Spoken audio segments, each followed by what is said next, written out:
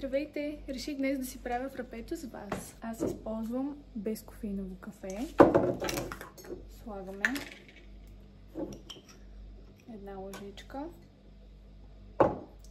Слагаме и колкото захар искаме. Аз обичам по-сладко. След това слагаме малко вода и започваме.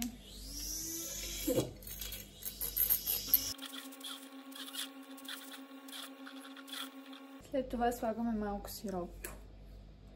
Аз обожавам карамел, само дано не прекаля отново.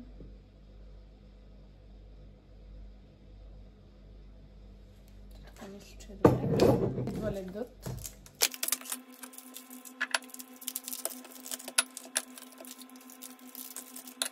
Сега слагаме мляко.